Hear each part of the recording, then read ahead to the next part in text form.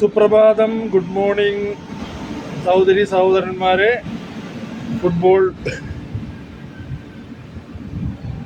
ആരാധകൻ ഭ്രാന്തൻ Kurisuveettil John Augustine, FIFA world cup 2026 അല്ലെങ്കിൽ ഫുട്ബോളിൻ്റെ ലോക ഫുട്ബോളിൻ്റെ ആഘോഷം, മഹാമകം, മാമാങ്കം, എന്തും പറയാം, അത് നടന്നുകൊണ്ടിരിക്കണേണ്. അപ്പോൾ ഇന്നലെ മുതൽ നമ്മൾ ഈ ഇന്നലെ എന്ന് പറയുന്നത് സാധാരണ നമ്മൾ ഇന്ന് രാവിലെ കണ്ട കളിയും രാത്രി കണ്ട കളിയാണ്. നമ്മുടെ വേൾഡ് കപ്പ് ഫുട്ബോൾ അമേരിക്കയിൽ നടക്കുന്ന വേൾഡ് കപ്പ് അമേരിക്കയിൽ മാത്രമല്ല, കാനഡയിലും മെക്സിക്കോയിലും കൂടി മൂന്ന് രാജ്യങ്ങളിലായിട്ട് നടക്കുന്ന വേൾഡ് കപ്പ് ഫുട്ബോളിൻ്റെ ക്വാർട്ടർ ഫൈനൽ തുടങ്ങിയിട്ടുണ്ട്. അതിലത്തെ ആദ്യത്തെ കളി ആതിഥേയ രാജ്യമായ കാനഡയും മൊറോക്കോയും തമ്മിലാണ്. ഞാൻ ഇന്നലെ ആ കളിനെ കുറിച്ചിട്ട് പറഞ്ഞിരുന്നു.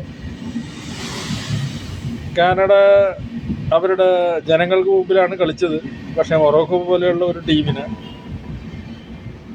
തോൽപ്പിക്കാൻ അവർക്ക് സാധിക്കില്ല എന്ന് ഞാൻ പറഞ്ഞിരുന്നു. അതുപോലെ തന്നെ 3-0 കാനഡനെ മൊറോക്കോ തോൽപ്പിച്ചു. തികച്ചും സ്വാഭാവികം. പക്ഷേ സ്കോർ കാണുന്ന പോലെ ഒരു എന്താ പറയണ ആധികാരികമായുള്ള ഒരു വിജയമായിട്ട് കാണരുത്. ആ കളി മുഴുവനും കണ്ടാൽ മനസ്സിലാവും. അതിൻ്റെ അകത്ത് കാനഡ അവരുടെ കഴിവിൻ്റെ പരമാവധി ആക്രമിച്ച് കളിച്ചിട്ടുണ്ട്. ഏറ്റവും കൂടുതൽ ഷോട്ട് അടിച്ചത് അവരാണ്, മൊറോക്കോ അല്ല. കാനഡ ഒരു 10 ഷോട്ട് അടിച്ചു.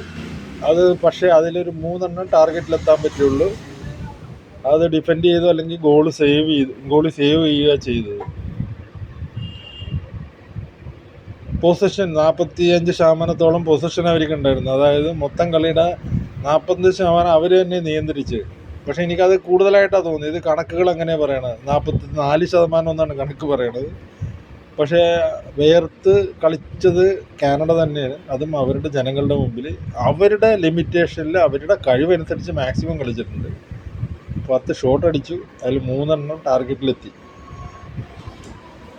ബാക്കി ഏത് പൊസിഷൻ എടുത്ത് നോക്കിക്കഴിഞ്ഞാലും, പാസസ് ആയാലും പാസ് ആക്രസി എടുത്തു കഴിഞ്ഞാലും എല്ലാത്തിലും അവർ പിന്നിലാണ്.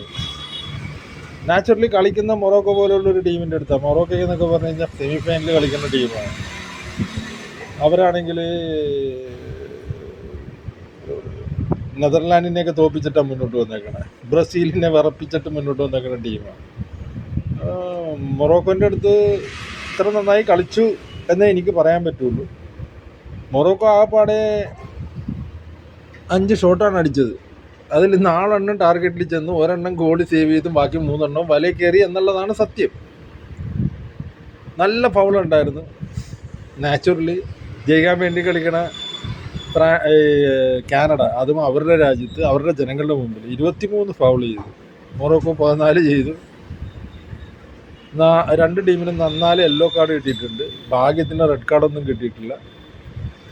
ഗോളടിക്കാനില്ല ആക്രാന്തിയിൽ കാനഡ. നമുക്ക് കളി കണ്ടാൽ മനസ്സിലാവും. 2 പ്രാവശ്യം ഓഫ് സൈഡായി, മറ്റവർ 3 പ്രാവശ്യം ഓഫ് സൈഡായി. അതുപോലെ തന്നെ അവർക്ക് 11 കോർണർ കിട്ടി. ഒരു കോർണർ എങ്ങനെയാണെന്ന് അറിയില്ല. ഫുട്ബോൾ കളി കാണുന്നവർക്കറിയാം. അറ്റാക്ക് ചെയ്തിട്ട് ഷോട്ട് അടിക്കുമ്പോൾ ഒന്നില്ലെങ്കിൽ ഡിഫൻഡേഴ്സ് സേവ് ചെയ്ത് കോർണറായി പോണത്, അല്ലെങ്കിൽ ഡിഫൻഡേഴ്സിൻ്റെയോ ഗോൾ കീപ്പറിൻ്റെയോ മേത്തേട്ട് ഗോളാകാതെ പോണതാണ് കോർണർ വരുന്നത്. 11 കോർണറാണ് അങ്ങനെ വന്നേക്കുന്നത്. അങ്ങനെ നോക്കുമ്പോൾ 10 ഷോട്ടിൻ്റെ കൂടെ 11 ഷോട്ടും കൂടി ചേർക്കണം. ശരിക്കും ഞാൻ പറയാൻ ഉദ്ദേശിക്കണ വേറെ ഒന്നുമില്ല. ഞാൻ ആ കളി കണ്ടതിൽ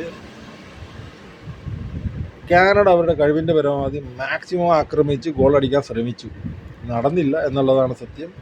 3-0 മൊറോക്കോ ജയിച്ചു. ഇതാണ് ഞാൻ പറയാൻ ശ്രമിച്ചത്, വേറെ ഒന്നുമല്ല. എല്ലാവരും ജയിച്ച ടീമിൻ്റെ പുറകെ പോകണമല്ലേ. പക്ഷെ കളിച്ച് തോറ്റ ടീമിനെ നമ്മൾ പറഞ്ഞേ പറ്റുമോ. അവർ നന്നായിട്ട് കളിച്ചു. കാനഡ അത്ര വലിയ ഒരു ഫ്രാൻസ്, അർജൻറ്റീന, ബ്രസീൽ പോലെയൊരു വലിയൊരു അന്താരാഷ്ട്ര പേരെടുത്ത ഒരു ഫുട്ബോൾ നേഷനൊന്നും അല്ല. എന്നാലും അവർ അത്രയെങ്കിലുമൊക്കെ ചെയ്തു എന്നാണ് ഞാൻ പറഞ്ഞത്. രണ്ടാമത്തെ കളി എന്ന് പറഞ്ഞു കഴിഞ്ഞിട്ടുണ്ടെങ്കിൽ പരാഗ്വേ ഫ്രാൻസ് ആയിരുന്നു. എല്ലാവർക്കും അറിയാമായിരുന്നു ഫ്രാൻസ് ജയിക്കുമെന്ന്. പക്ഷേ പ്രതീക്ഷിച്ച പോലെ ഒത്തിരി ഗോളൊന്നും അടിക്കാൻ പറ്റിയില്ല. 1-0 റിസൾട്ട് വന്നേക്കണത്. പക്ഷേ കളി അങ്ങനെ ആയിരുന്നില്ല, ഒരു ഏകപക്ഷീയമായ കളി തന്നെയായിരുന്നു. ആധികാരികമായിട്ട് ഫ്രാൻസ് ജയിച്ചു എന്ന് തന്നെ പറയും, 1-0 ആണെങ്കിലും. അതിന് കാരണമെന്ന് പറഞ്ഞാൽ അവിടുത്തെ ഗോൾ കീപ്പർ അത്ര മികച്ച സേവുകൾ നടത്തിയിട്ടുണ്ട്. ഫ്രാൻസ് ഒരു ടാർഗറ്റിൽ ഒരു 15 ഷോട്ട് അടിച്ചു. അതിൽ ടാർഗറ്റിൽ എത്തിയത് 5 എണ്ണമാണ്. അതിൽ ഒരെണ്ണം പോസ്റ്റിൽ കയറി എന്ന് പറഞ്ഞു കഴിഞ്ഞിട്ടുണ്ടെങ്കിൽ ബാക്കി 4 എണ്ണം ഗോൾ കീപ്പർ സേവ് ചെയ്തു എന്നാണ്. പന്തിൻ്റെ നിയന്ത്രണം എന്ന് പറഞ്ഞു കഴിഞ്ഞാൽ, പൊസഷൻ എന്ന് പറഞ്ഞു കഴിഞ്ഞാൽ 76% ഫ്രാൻസിൻ്റെ കയ്യിലാണ്. 24%, അതായത് 100 മിനിറ്റുള്ള ഒരു കളിയാണെങ്കിൽ 76 മിനിറ്റും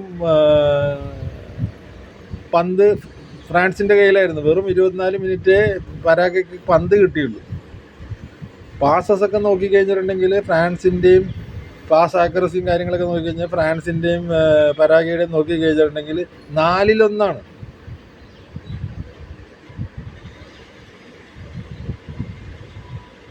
അപ്പോൾ നിങ്ങൾ വിചാരിക്കണ പോലെയല്ല 1-0 എന്നുള്ളത് നിസ്സാരമായിട്ടുള്ള വിജയമായിട്ട് കാണാൻ പറ്റും. പക്ഷേ ഒരു ഗോള് കയറ്റാൻ പരാഗെ അനുവദിച്ചിട്ടുള്ളൂ എന്നുള്ളത് അവരുടെ ഗ്രേറ്റ്നെസ്സാണ്. അത്രയും സേവുകൾ നടത്തി നിരന്തരമായിട്ട് ഫ്രാൻസ് അറ്റാക്ക് ചെയ്തുകൊണ്ടിരിക്കുന്നത്. എംബാപ്പയുടെയൊക്കെ ഒരു ഡബിൾ ഷോട്ട് ഉണ്ടായിരുന്നു, ഒരു ഗോള് അത് ഒരു രീതിയിലും ഒരു ഡിഫൻഡറിൻ്റെ കാലിൻ്റെ അടി കൂടി അടിച്ചത്, അത് അയാൾ സേവ് ചെയ്തു. അത് റീബൗണ്ടായി വന്നു കഴിഞ്ഞപ്പോൾ പിന്നെയും എംബാപ്പ അടിച്ചു, അതും ഗോൾ കീപ്പർ സേവ് ചെയ്തു. അതുപോലെ 5 വളരെ മനോഹരമായ, ആയിരിക്കും എന്താ പറയണ, വളരെ ടഫായിട്ടുള്ള ഷോട്ടുകൾ പരാഗിൻ്റെ ഗോൾ കീപ്പർ സേവ് ചെയ്തു. അതുപോലെ തന്നെ അവൻ്റെ ഡിഫൻഡേഴ്സ് കുറേയൊക്കെ രക്ഷപ്പെടുത്തി. അങ്ങനെയാണ് അവർ ഒരു ഗോളിൽ ഒതുങ്ങിയത്. ഫ്രാൻസ് അത്ര ആക്രമിച്ച് തന്നെ കളിച്ചത്. ആധികാരികമായ വിജയമാണ്. പക്ഷേ പരാഗെ അവരുടെ പോസ്റ്റിൽ ഒരു ഗോളെ അടിക്കാൻ സമ്മതിച്ചു എള്ളുന്നത് എന്ന് പറയുന്നത് പരാഗേൻ്റെ കഴിവ് തന്നെയാണ്. അപ്പോൾ കുറച്ചൊന്നും കാണിക്കണില്ല. അപ്പോൾ അതാണ് ഇന്നലെ നടന്ന കളിയുടെ ഒരു ചുരുക്കം. പിന്നെ ഇന്ന് നടക്കാൻ പോകുന്നത്, ഇന്ന് രാത്രി 1:30, എല്ലാം നാളെ രാവിലെ ആണ്, ബ്രസീലും നോർവേയും. ബ്രസീൽ ഇപ്പോൾ ടൂർണമെൻറ്റ് തുടങ്ങുമ്പോൾ എനിക്ക് അത്ര വലിയ പ്രതീക്ഷയൊന്നും ഉണ്ടായിരുന്നില്ല. ഇപ്പോഴും അവരൊരു ഫേവറേറ്റ് ആണെന്നുള്ള പ്രതീക്ഷയൊന്നുമില്ല. പക്ഷേ നോർവേയുടെ കളി കഴിഞ്ഞ പ്രാവശ്യം കണ്ടതാണ്. നോർവേ ആരെ തോൽപ്പിച്ചു, എങ്ങനെ അവസാന നിമിഷം ഈ പറയുന്ന പ്രീ ക്വാർട്ടറിൽ എത്തിയെന്നുള്ളത് നിങ്ങൾക്ക് എല്ലാവർക്കും അറിയാം. സെനഗലായിട്ടുള്ള കളി നിങ്ങൾ കണ്ടു കാണും. ആ നോർവേക്ക് ഇപ്പോഴത്തെ ബ്രസീലിനെ തോൽപ്പിക്കാൻ പറ്റുമെന്ന് എനിക്കൊരിക്കലും തോന്നണില്ല. ബ്രസീലാണെങ്കിൽ ഓരോ കളി കൂടുന്നതോടെ അവരുടെ കരുത്ത് തെളിയിച്ചുകൊണ്ട് വരിക. അപ്പോൾ വലിയ കുഴപ്പമൊന്നും ഇല്ലാണ്ട് ബ്രസീൽ ജയിച്ചു വരും. പക്ഷേ അത്ര ഈസിയൊന്നും ആയിരിക്കില്ല. ജപ്പാനോട് കളിച്ച പോലെ കഷ്ടപ്പെട്ട് തന്നെ കളിക്കേണ്ടി വരും. ബ്രസീൽ മുന്നോട്ട് വരും. രണ്ടാമത്തെ കളി രാവിലെ 5:30, നാളെ രാവിലെ 5:30, മെക്സിക്കോ ഇംഗ്ലണ്ടും തമ്മിലുള്ളതാണ്. ഇംഗ്ലണ്ട് എങ്ങനെ ഇവിടം വരെ എത്തിയെന്നുള്ള കാര്യം നമുക്കെല്ലാവർക്കും അറിയാവുന്നതാണ്. കഷ്ടപ്പെട്ട് ബുദ്ധിമുട്ടി എഴഞ്ഞൊക്കെയാണ് വന്നത്. അത് ഗ്രൂപ്പ് സ്റ്റേജിൽ കൊളംബിയ ആയിട്ടുള്ള കളി നിങ്ങൾ കണ്ടിട്ടുണ്ടാവും. അതുപോലെ തന്നെ എന്താ പറയണ, പ്രീ ക്വാർട്ടർ ഫൈനലിൽ, അതായത് റൗണ്ട് ഓഫ് 32 ഇംഗ്ലണ്ട് DR കോങ്കോൻ്റെ അടുത്ത് വിറച്ച് മുട്ട് വിറച്ച് കഷ്ടപ്പെട്ടൊക്കെയാണ് അവർ അതിൻ്റെ അകത്തോട്ട് കയറി വന്നേക്കുന്നത്. അതുകൊണ്ട് മെക്സിക്കോനെ ഇംഗ്ലണ്ടിന് തോൽപ്പിക്കാൻ പറ്റുമെന്ന് എനിക്ക് തോന്നണില്ല. മെക്സിക്കോ കളിക്കുന്നത് അവരുടെ സ്വന്തം രാജ്യത്താണ്. മെക്സിക്കോയുടെ റെക്കോർഡ് എന്ന് പറഞ്ഞാൽ അവരിതിനു മുമ്പ് 2 പ്രാവശ്യം വേൾഡ് കപ്പ് നടത്തിയിട്ടുണ്ട്.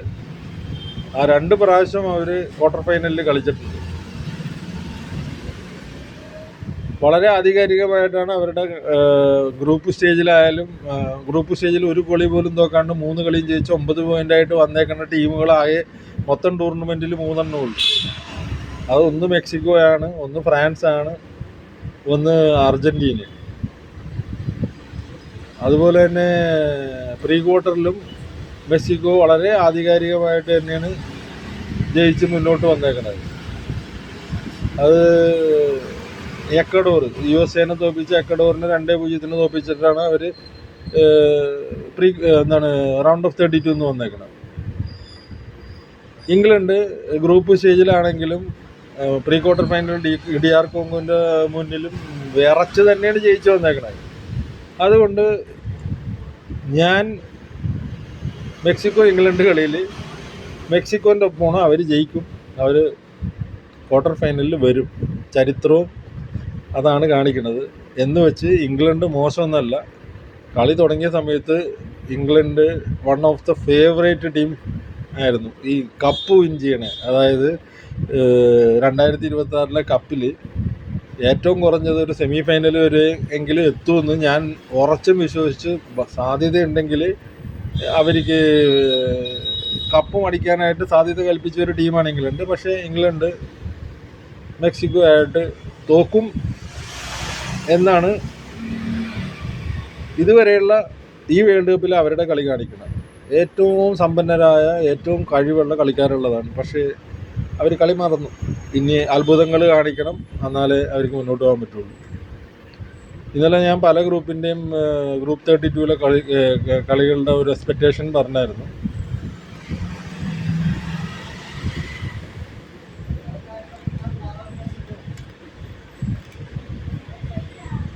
ഇപ്പോൾ ഇതുവരെ ക്വാർട്ടർ ഫൈനലിൽ എത്തിയേക്കുന്നത് ഫ്രാൻസും മൊറോക്കോയാണ്. ഇനി ബ്രസീൽ, നോർവേ, മെക്സിക്കോ, ഇംഗ്ലണ്ടും ഉള്ള കളിയിൽ ഞാൻ പറഞ്ഞതനുസരിച്ചാണെങ്കിൽ ക്വാർട്ടർ ഫൈനലിൽ ബ്രസീലും മെക്സിക്കോയും വരാനാണ് സാധ്യത. ഇനിയുള്ള കളികളെന്ന് പറഞ്ഞു കഴിഞ്ഞിട്ടുണ്ടെങ്കിൽ USA, ബെൽജിയം 50-50 ചാൻസ് ഞാൻ കൊടുക്കുന്നുള്ളൂ. ബെൽജിയം എത്ര വലിയ ടീമാണെങ്കിലും അവർ പ്രീ ക്വാർട്ടറിൽ എത്തിയതൊക്കെ നമ്മൾ കണ്ടതാണ് എങ്ങനെ എത്തിയത്. സെനഗലിനെയൊക്കെ എങ്ങനെ തോൽപ്പിച്ചെന്നും നമുക്കറിയാം. ഗോളിയൊന്നും റഫറിയൊക്കെ സഹായിച്ചില്ലായിരുന്നു വെച്ചെങ്കിൽ സെനഗൽ വരേണ്ട സ്ഥലത്താണ് ബെൽജിയം വന്നേക്കുന്നത്. USA ബെൽജിയത്തിനെ തോൽപ്പിച്ച് സുഖമായിട്ട് ക്വാർട്ടർ ഫൈനലിലെത്തും. Portugal, Spain. പോർച്ചുഗലൊക്കെ ഗ്രൂപ്പ് സ്റ്റേജിൽ വളരെ മോശമായിട്ടാണ് കളിച്ചത്. ഈവൻ ക്രൊയേഷ്യ ആയിട്ട് പോലും കടന്നുകൂടിയതാണ്. സ്പെയിനാണെങ്കിൽ ആദ്യത്തെ ഒരു കളിയിൽ കാബോ വെർഡെ ആയിട്ട് സമനില പിടിക്കുകയല്ലാതെ ബാക്കി എല്ലാ കളിയും അവർ ഇമ്പ്രൂവ് ചെയ്ത് വരിക. കാബോ വെർഡെ അത്ര മോശം ടീമല്ലെന്ന് ഇന്നലെ നടന്ന അർജൻറ്റീനയായിട്ടുള്ള കളി തെളിയിച്ചു കഴിഞ്ഞു. അർജൻറ്റീനയൊക്കെ വിറച്ച് എന്താ പറയണേ, അത് അൺപാർലമെൻ്ററി ലാംഗ്വേജ് ആയത് കാരണം ഞാൻ പറയുന്നില്ല, ശരിക്കും വേർത്ത് തന്നെയാണ്. അത് രക്ഷപ്പെട്ടു എന്ന് പറയാം അർജൻറ്റീന. അതുപോലെ കളിയാണ് കളിച്ചത്. സ്പെയിനായിട്ടുള്ള കളിയിലെന്ന് പറഞ്ഞു കഴിഞ്ഞിട്ടുണ്ടെങ്കിൽ അവർക്കൊരു ഗോളും അടിക്കാൻ പറ്റിയില്ലെന്നുള്ളൂ. ഇതെന്ന് പറഞ്ഞു കഴിഞ്ഞിട്ടുണ്ടെങ്കിൽ കാബോ വെർഡെ എന്ന ടീമിന് ഡിഫൻസ് മാത്രമല്ല, അവരുടെ ഗോൾ കീപ്പർ മാത്രമല്ല നല്ലത്, അവർക്ക് നല്ല സ്ട്രൈക്കേഴ്സ് ഉണ്ട്, നല്ല അറ്റാക്കേഴ്സ് ഉണ്ട്, നല്ല സുന്ദരമായ, അതായത് ഈ വേൾഡ് കപ്പിൽ അവരടിച്ച 2 ഗോളുകൾ ദി ബെസ്റ്റ് ഗോളുകളാണ്. അപ്പോൾ അവരുടെ ടീമിൽ നല്ല അറ്റാക്കേഴ്സ് ഉണ്ട്, നല്ല സ്ട്രൈക്കേഴ്സ് ഉണ്ട്. അവർ ശരിക്കും പറഞ്ഞു കഴിഞ്ഞാൽ ഈ എന്താ പറയണ അറ്റാക്ക് ചെയ്തും കൂടി കളിക്കാൻ പഠിച്ചു കഴിഞ്ഞിട്ടുണ്ടെങ്കിൽ അവരെയൊക്കെ ഇനി അടുത്ത് വരുന്ന വേൾഡ് കപ്പിലൊക്കെ ആർക്കും തോൽപ്പിക്കാൻ പറ്റില്ല. അവരും ഒരു മൊറോക്കോ, ഒരു സെനഗൽ, ഒരു ഗാന അതിനേക്കാളുമൊക്കെ വലിയ ടീമായിട്ട് മാറും ഉറപ്പായിട്ടും. അപ്പോൾ സ്പെയിന് പോർച്ചുഗലിന് മേളിൽ സ്പെയിനാണ് ചാൻസ് കൂടുതൽ. ക്രിസ്ത്യാനോ റൊണാൾഡോ വേൾഡ് കപ്പ് നേടണമെന്ന് എനിക്ക് ആഗ്രഹമൊക്കെ ഉണ്ട്. പക്ഷേ ആ ടീം ഒരു ടീമായിട്ട് കളിക്കണതായിട്ട് എനിക്ക് ഇതേവരെ തോന്നിയിട്ടില്ല. ഒരു കളി നന്നായിട്ട് കളിച്ചു, അന്ന് റൊണാൾഡോ 2 ഗോളും ഉണ്ട്. പക്ഷേ ഇപ്പോൾ റൊണാൾഡോക്ക് പാസൊക്കെ ഇട്ട് കൊടുത്തിട്ടും അയാൾക്ക് അങ്ങനെ അത് പണ്ടത്തെ പോലെ കൺവേർട്ട് ചെയ്യാൻ പറ്റണില്ലെന്ന് ഞാൻ കണ്ടു ഫിസിക്കലായിട്ട്. അത് കാരണം സ്പെയിൻ മുന്നോട്ട് വരും. പിന്നെയുള്ള സ്വിറ്റ്സർലാൻഡ്, കൊളംബിയ ഒന്നും പറയാൻ പറ്റില്ല, 50-50% എന്നിരുന്നാലും ഞാൻ സ്വിറ്റ്സർലാൻഡിന് എഡിച്ചു കൊടുക്കണേ. അർജൻറ്റീന, ഈജിപ്തിനെ കുറിച്ച് ഒന്നും പറയാനില്ല. അർജൻറ്റീന ഓട്ടോമാറ്റിക്കായിട്ട് ക്വാളിഫൈ ആവും. അർജൻറ്റീനയും കൊളംബിയയായിട്ടും അർജൻറ്റീനയും സ്വിറ്റ്സർലൻഡായിട്ടും ക്വാർട്ടർ ഫൈനലിൽ വരും. അതുപോലെ തന്നെ USA സ്പെയിൻ ആയിരിക്കും ക്വാർട്ടർ ഫൈനലിൽ വരാൻ പോകുന്നത്. ഇത്രേ ഉള്ളൂ ക്വാർട്ടർ ഫൈനലിൽ വരാൻ പോകുന്ന ടീം. അതായത് quarter final France Morocco, USA Spain, Brazil Mexico, Switzerland Colombia അല്ലെങ്കിൽ കൊളംബിയ എഗെയിൻസ്റ്റ് അർജൻറ്റീന. ഇതായിരിക്കും ക്വാർട്ടർ ഫൈനൽ ലൈനപ്പ് ഏകദേശം. ഇതല്ലാതെ ആകണമെങ്കിൽ ഉറപ്പായിട്ടും അത്ഭുതങ്ങളും അട്ടിമറികളും സംഭവിക്കണം. പ്രേക്ഷകരായ നമുക്ക് വേണ്ടത് അത്ഭുതങ്ങളും അട്ടിമറികളുമാണ്. അതാണ് നമ്മളെ കളിക്കൊരു സ്പിരിറ്റും ഇൻട്രസ്റ്റും കൂടുന്നത്. എനിക്കിവിടെ കളിക്കുന്ന വലിയ വലിയ താരങ്ങൾ ഇൻട്രസ്റ്റഡ് അല്ല, അവരുടെ രാജ്യം എനിക്ക് ഇൻട്രസ്റ്റഡ് അല്ല. എൻ്റെ ഇൻട്രസ്റ്റ് എന്ന് പറഞ്ഞാൽ നല്ല കളി. അത് ഏത് ടീം കളിച്ചു കഴിഞ്ഞാലും ആ കളിയുടെ കൂടെ നമ്മളുണ്ടാവും.